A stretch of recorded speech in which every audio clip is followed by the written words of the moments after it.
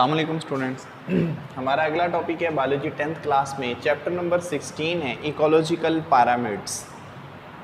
अब ये ecological pyramids क्या होते हैं, क्या कंसेप्ट है इनका, किस बंदे ने इस चीज़ को इंट्रोड्यूस करवाया, किस मकसद के लिए करवाया, हम उस चीज़ की बात करेंगे। इकोलॉजिकल, सबसे पहले तो हमें ये बताना चाहिए कि ये बेसिकली ये है क्या। इकोलॉजिकल ये वर्ड निकला है इकोलॉजी से, जिसका बेसिक मतलब क्या होता है, इन्वायरमेंट।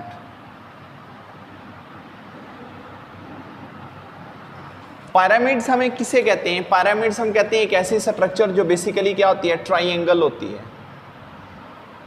ट्राइंगुलर एक शेप होती है, उस शेप के लिए हम पिरामिड का वर्ड यूज करते हैं। सपोज वो ऐसे होती है, ठीक है, हम इस चीज़ को पिरामिड्स का नाम देते हैं। एक त्रिकोण होती है ये। 1927 की बात है, तो एक पर्सन था, इंग्लिश इकोलॉजिस्ट था, चार्ल्स एल्टन।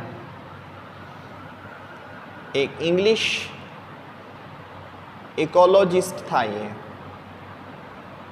Charles Elton.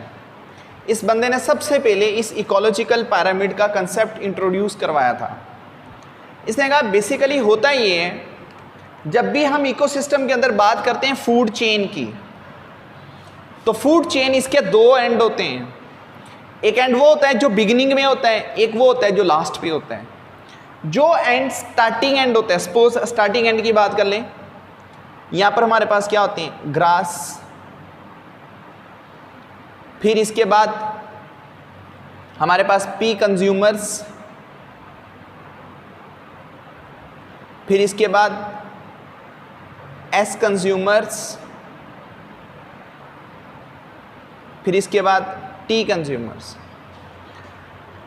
अब अगर हम इन्हें पी कंज्यूमर्स में देखते हैं, तो ग्रास को खाने वाला जो सा होता है वो बेसिकली क्या होता है, होपर होता है, घास का टिड्डा। इसे कौन खा जाता है, इसे बेसिकली फ्रॉग खा जाते हैं। फ्रॉग इसे स्नेक खा जाएगा। अब बिगिनिंग में देखें तो ये बेसिकली तौर पर ग्रास हैं, ये बिगिनिंग में होती हैं, फर्स्ट इनका लेवल होता है। ये वो ट्रॉफिक लेवल है जो सबसे पहले होते हैं, इब्तदा में होते हैं। इन्हें हम इकोसिस्टम की बेस कहते हैं। जो हमारा इकोसिस्टम है, इस इकोसिस्टम की ये क्या होते हैं, बुनियाद होते हैं, ये बेस होते हैं उसकी। शुरू में इनकी क्वांटिटी सबसे ज़्यादा होती है, इनकी तादाद सबसे ज़्यादा होती है, लेकिन फिर क्या होता है, जब इनके बाद ये सेकंड लेवल आता है, इनकी तादाद कम होने लगती है बनिस्बत इनके। फिर इनकी तादाद इनकी निस्बत कम होने लगती है। फिर लास्ट पे जो सा बचता है, इनकी तादाद सबसे कम होती है। यही चार्ल्स एल्टन कह रहे हैं कि बेसिकली तौर पर जब हम फूड चेन की बात करते हैं, तो फूड चेन में जो अबंडेंट नंबर होते हैं, जो सबसे ज़्यादा नुमाया होते हैं, वो फूड चेन के इब्तदा में होते हैं, शुरू में होते हैं, बिगिनिंग में होते हैं। लेकिन जब हम लास्ट की बात करते हैं, तो वहाँ पर चंद एक नंबर रह जाते हैं। यानी कि वो बेसिकली कौन है, वो टर्शरी कंज्यूमर्स हैं। इन टर्शरी कंज्यूमर्स को, जिन्हें हम नाम देते हैं टॉप ऑफ कंज्यूमर्स का भी, ये तादाद में कम होते हैं। ये चार्ल्स एल्टन ने कहा। इकोलॉजिकल पिरामिड्स के अंदर हमारे पास तीन चीज़ें होती हैं, इनके आगे तीन टाइप्स होती हैं। पिरामिड्स इन नंबर, पिरामिड इन बायोमास, पिरामिड इन एनर्जी। एनर्जी इसका पिरामिड्स तो नहीं, बल्कि इसकी जो एक स्ट्रक्चर प्रीपेयर्ड होती है, वो क्या है, वो असल में एक फूड चेन होती है, जिसमें हम इनके एनर्जी का कंसेप्ट लेते हैं। ये तीन तरह के इनके वे होते हैं। नंबर की बात करेंगे तो वो कह रहे हैं कि ग्राफिकली रिप्रेजेंटेशन होती है इंडिविजुअल की per unit area. Per unit area में आपने इनके नंबर देखने होते हैं। फिर इसी तरह पर यूनिट एरिया में आपने इनका बायोमास चेक करना होता है कि पर यूनिट एरिया में इनका बायोमास क्या है। चलें हम एक इसकी स्ट्रक्चर बना लेते हैं। हमारे पास ये एक इकोलॉजिकल पिरामिड,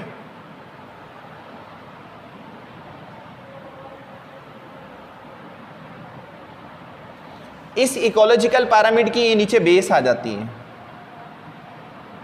बेस के बाद ये ऊपर वाला हिस्सा, सेकंड, ये थर्ड और ये फोर्थ। अब हम कहां से जा रहे हैं, बॉटम टू टॉप जा रहे हैं।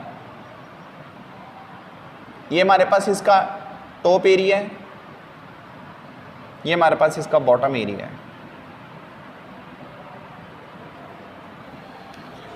ये इसका ब्रॉड पोर्शन होते हैं, यहां से लेकर यहां तक इसका ब्रॉड एरिया होता है।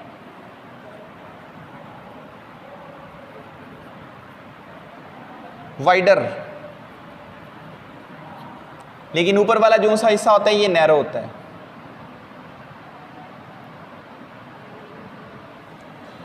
अब ये इसका पहला स्ट्रक्चर बनता है, ये वाला, ये इसका सेकंड, ये थर्ड, ये फोर्थ। यहां पर बेसिकली क्या होते हैं, प्रोड्यूसर्स, जिनमें आप मोस्टली तौर पर प्लांट्स लेते हैं। प्रोड्यूसर के बाद अगले जोन्स होते हैं प्रोड्यूसर को खाने वाले प्राइमरी कंज्यूमर। प्राइमरी कंज्यूमर के बाद सेकेंडरी कंज्यूमर।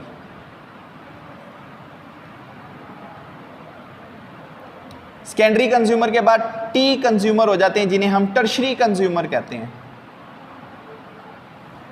ये जो टर्शरी कंज्यूमर्स होते हैं इन्हें टॉप ऑफ कंज्यूमर्स भी कहते हैं।